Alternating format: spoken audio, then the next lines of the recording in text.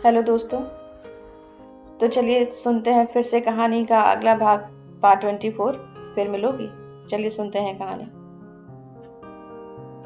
आशीष बोला, तो क्या शहर में कुछ ऐसा है जहाँ जा सकते हो या समय बिता सकते हो? शाम 6 बजे तक तो यहाँ नहीं बैठा जा सकता। चलो, गणेश जी का मंदिर बहुत सुंदर है, पास में ही, वहां चलते हैं। इतना कहते ही वसुधा को ध्यान आया कि आशीष तो मंदिर नहीं जाएगा। उसने तपाक से अपना वाक्य बदला। नहीं तो ऐसा करते हैं, एक बड़ा सा गार्डन है, इसी रोड से थोड़ा आगे जाकर वहां चलते हैं। क्यों? मंदिर बंद हो चुका होगा क्या इस वक्त? वसुधा ने उसे अविश्वास से देखा। आप कहते हो तो मंदिर चलते हैं। चलो। दोनों बाहर निकले तो देखा अप्रैल माह में तेज बारिश हो रही है। वसुधा को याद आया कि कल रात मेस में खाते समय उसने टीवी पर आज भी बारिश की संभावना के बारे में सुना था। भीतर कॉफी हाउस के साउंड प्रूफ हॉल में 2 घंटे थे, मगर उन्हें पता ही नहीं चला कि बाहर की सकरी सड़क पर कीचड़ और पानी का सैलाब आ गया है। सड़क पर नदी सी बह रही है। आसमान से बारिश का चौड़ा आंचल लहराता उतर रहा था। वसुधा और आशीष कॉफी हाउस के बाहर निकले छज्जे के नीचे खड़े थे। बारिश के नरम छींटे उड़ उड़ कर दोनों के चेहरे भिगो रहे थे। वसुधा खड़ी हुई सोच रही थी कि मेरे अगले पूरे जीवन में भी आज जितना हसीन दिन कभी नहीं आ सकता। ये बारिश और आशीष का साथ भाग्य का दिया सबसे कीमती उपहार है। वो और आशीष इतने नजदीक कि उसकी शर्ट और मेरी चुन्नी आपस में एक दूसरे को दुलार रही हैं। काश आज दुनिया खत्म हो जाए या मुझे मौत आ जाए। क्या माँ बाबा आशीष जैसे लड़के को मेरे जीवन साथी के रूप में देखकर खुश नहीं होंगे? क्या मुझे अपने जीवन के लिए कुछ भी सोचने का अधिकार नहीं? कॉफी हाउस के बंद माहौल से बाहर खुले आसमानी उजास में आकर आशीष की आंखें रह रहकर वसुधा को देखने देखने का मोह छोड़ नहीं पा रही थी। कितनी पास खड़ी है, जिसके लिए 6 महीने तरसा। कलकत्ते के दुर्गा पंडाल की मूर्तियों के चेहरे बिल्कुल वसुधा की तरह लगते हैं। लंबे लहराते बालों पर पानी के छींटे जुगनुओं की तरह जल बुझ रहे थे। वसुधा को मालूम था कि आशीष उसे देख रहा है। प्यार जताने के इतने अवसर होने के बावजूद भी आशीष खामोश था। शायद चुप्पी की इस मुलायमियत को लफ्जों की छुअन से खुरदरा नहीं करना चाहता था, या शायद कुछ भी ऐसा कहने में असफल था जो इस अनकहे से ज्यादा खूबसूरत है। उसे मालूम था कि वसुधा जैसी सिमटी और संकोची लड़की पूरा दिन साथ है, यही उसकी हाँ है। दोनों के बीच संकोच की दीवार ऊंची थी अभी भी। समय कहाँ गुजारे की बड़ी समस्या के बावजूद आशीष ने एक बार भी वसुधा को अपने होटल के कमरे में चलने का विकल्प नहीं दिया। कॉफी हाउस के बाहर सड़क पर बहता दरिया देख आशीष हंसा। वसुधा, हमारे मिलने से बारिश का क्या रिश्ता है? आज बिना मौसम की ऐसी बारिश? वसुधा हंसी। हमारे सोचने का भी कोई रिश्ता है क्या? बिल्कुल, मैं भी यही सोच रही थी।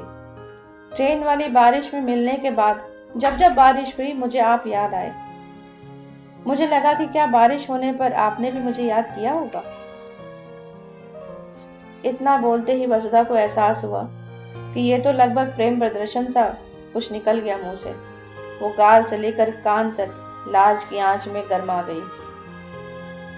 बद्रीधर शुक्ला अध्यक्ष ब्राह्मण समाज की बेटी बेहयाई पर उतर आई, गोया वसुधा शुक्ला का कोई वजूद ही नहीं। बद्रीधर शुक्ला की बेटी और नीरज कुमार शुक्ला की बहन की पहचान से अलग वो सिर्फ एक मांस का लोथड़ा है, जिसे एक दिन मंडप के नीचे उस आदमी के साथ बैठाया जाएगा जिसने अपने बच्चे पैदा करने वसुधा को चुना। आज की तेज तेज बारिश में वसुधा का मन भी डूब उतर रहा था। आशीष को यह सुनना बहुत भला लगा कि वसुधा ने उसे हर बार बारिश होने पर याद किया। उसने बारिश की तीव्रता का अंदाजा लगाने छज्जे से हाथ बाहर निकाला और जैसे अचानक कुछ तय किया। वसुधा, ये बारिश थमने से रही, तुमको हॉस्टल लौटना भी है। हम कब तक ऐसे खड़े रहेंगे? चलो ऐसे ही चलते हैं। वसुधा ने सर पर आकाशी रंग की चुन्नी ढकी, एक बार ऊपर आसमान को देखा और छज्जे से बाहर सड़क की ओर बढ़ गई। पार्किंग की गीली टाइल्स पर फिसलन से वसुधा को बचाने आशीष ने अपना हाथ आगे बढ़ाया। हाथ पकड़े हुए पार्किंग की गाड़ियों के बीच से जगह बनाते दोनों ऑटो की तरफ बढ़ रहे थे। काश ये लड़का बस ऐसे ही मेरा हाथ पकड़कर इस दुनिया से दूर ले जाए। नहीं चाहिए ऐसी जिंदगी जो सपनों की कब्रगाह हो। इसको भी तो लग रहा होगा ना कि मेरा हाथ ना छूटे। काश आज का दिन उम्र बराबर लंबा हो जाए। तभी आशीष को ख्याल आया और उसने वसुधा को टोका। मुझे तो भीगने की आदत है। तुम बीमार हो गई तो? तुम्हारे एग्जाम चल रहे हैं। हॉस्टल में कोई देखभाल के लिए भी नहीं है। एक काम करो, तुम साइड में खड़ी हो जाओ, मैं ऑटो लेकर इधर ही आ जाता हूँ। हाथ छोड़ देने के बाद भी उस छुअन की आत्मीयता से दोनों की हथेलियां महक रही थी। कल की तरह आज फिर एक बार आशीष और वसुधा ऑटो में साथ बैठे हैं। आशीष को जैसे कुछ याद आया। अरे हाँ, तुम्हारे लिए जो बैग लाया हूँ उसमें मैंने एक पेपर में अपना मोबाइल नंबर और शिलांग का एड्रेस लिख कर डाल दिया है। पिछली 2 मुलाकातों में तुमने मांगा नहीं और मैंने दिया नहीं। मुझे लग रहा है कि जल्दी ही इंडिया में भी मॉरिशस की तरह फैमिली में सबका अपना मोबाइल हुआ करेगा। अभी तो इंडिया में जनरली वही मोबाइल रखते हैं जो अर्निंग मेंबर हैं या बाहर रहते हैं। मैं फ्रीक्वेंटली जर्नी में रहता हूँ तो हो सकता है तुम कॉल करो तो फोन ना लग पाए। पहाड़ों पर नेटवर्क इशू भी होता है। तुम हॉस्टल से बाहर निकलकर फोन ना कर पाओ तो शिलांग के एड्रेस पर लेटर लिख देना। मुझे हिंदी पढ़नी आती है। मेरे लेटर मम्मी नहीं खोलती। आशीष क्या कहना चाह रहा है सब समझते हुए भी वसुधा बिना कोई जवाब दिए ऑटो वाले को गणेश मंदिर जाने दाएं बाएं दिशा निर्देश देती रही। वो कैसे कहे कि क्या होगा तुम्हें लेटर लिखकर, क्या होगा शिलांग के तुम्हारे उस घर में फोन लगाकर। तुम मुझे अच्छे लगते हो, इतने ज्यादा अच्छे कि तुम्हारे लिए ये दुनिया छोड़ दो। मगर मेरे साथ बहुत से लोगों की दुनिया खत्म हो जाएगी। ज्यादा लोगों के दुखी होने से अच्छा है एक आदमी अपना मन मार ले। दुनिया को कभी फर्क नहीं पड़ेगा कि हॉस्टल के 204 नंबर कमरे की सांवली लड़की की आंखें सुबह इतनी सूजी हुई क्यों होती हैं। इस दुनिया को फर्क नहीं पड़ेगा कि शिलांग का यह पहाड़ी लड़का ऑफिस में अब पहले की तरह खिलकर क्यों नहीं मुस्कुराता। दुनिया की सख्त नजर को मुलायम चीज दिखाई नहीं देती। चॉकलेटी आंखों वाला ये बदहवास लड़का 7 समंदर पार से इसलिए जल्दी पहुंचना चाहता है कि देर होने पर उस लड़की की तक पहुंचने वाली कश्ती का लंगर साहिल से खुल सकता है। आशीष और वसुधा गणेश मंदिर के बड़े से अहाते पर बनी बेंच पर चुप बैठे बारिश देख रहे थे। वसुधा की आवाज में घड़ी घड़ी उतार चढ़ाव आ रहा था। कभी वो आशीष के लिए ममत्व से भर जाती और कभी मन को बांध इतनी तटस्थ हो जाती जैसे श्री फोटोकॉपी शॉप वाले किशनु भैया से बात कर रही हो। आशीष से नाता टूटने की सोचकर खुद से ज्यादा दया आशीष के लिए आ रही थी। कितना अकेला हो जाएगा एक उम्मीद के टूटने पर। वसुधा ने मन कड़ा किया तो एकाएक उसके अंदाज में बहुत परायापन आ गया। आप कोलकाता से फिर कहाँ जाओगे?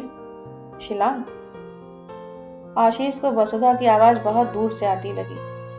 उसे याद आया कि अनगिनत सफर में मिलने वाले अजनबी चेहरे समय गुजारने बिल्कुल इसी परायेपन से पूछते हैं। आशीष ने जवाब दिया, नहीं, यहाँ से जाने के बाद मुझे शिलांग जाने नहीं मिलेगा। कोलकाता हेड ऑफिस में रहना पड़ेगा। शिलांग कौन सा कोलकाता के बाजू में है? गुवाहाटी जाओ फिर वहां से शिलांग। मुझे कोलकाता की भीड़ भाड़ वाली लाइफ में ज्यादा अकेला फील होता है। महीने में 15 दिन तो कोलकाता में रहना ही पड़ता है। मेरा मन पहाड़ में ही लगता है। तुम्हें कोलकाता जैसे शहर में रहना अच्छा लगेगा? वसुधा का कलेजा धक हो गया। उसने ऐसे दिखावा किया जैसे इस सवाल में छिपी योजनाओं की आहट की समझ उसे नहीं है। मुझे तो छोटे शहर का जीवन अच्छा लगता है। आशीष को कैसे समझाए कि उसे गर्ल्स स्कूल में इसलिए पढ़ाया गया था कि वो किसी के प्रेम में पड़ने से दूर रहे।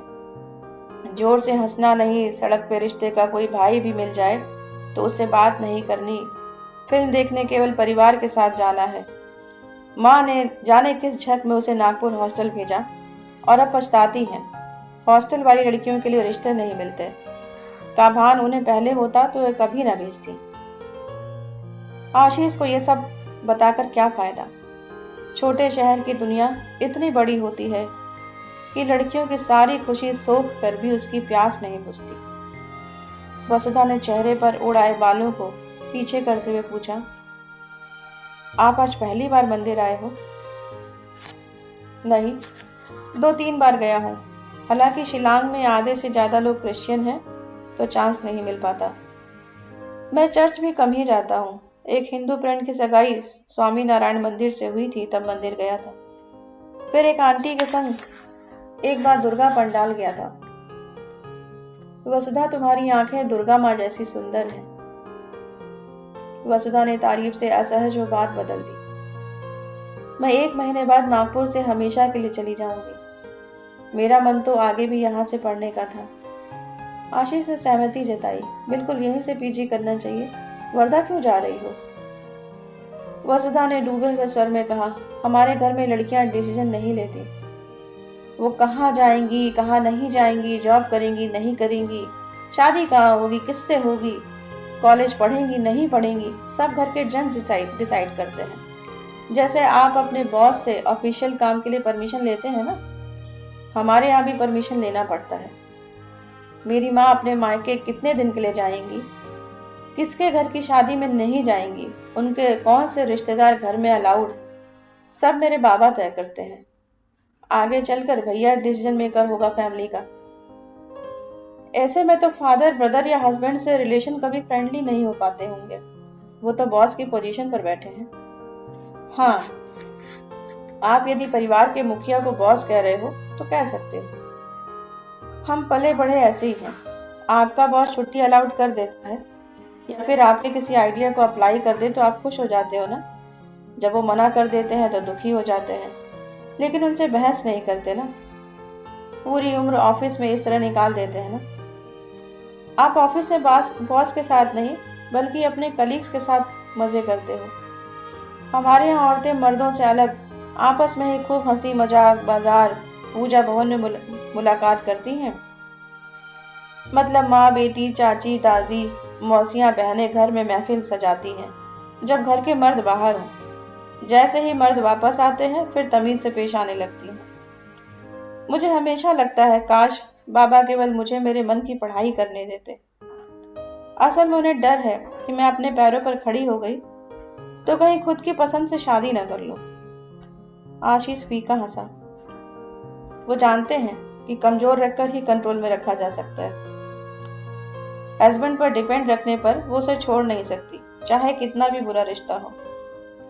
ऐसे पेरेंट्स ही बेटियों को हर हाल में ससुराल में रहने का दबाव बनाते हैं ताकि घर लौटी बेटी की जिम्मेदारी उन पर ना आन पड़े।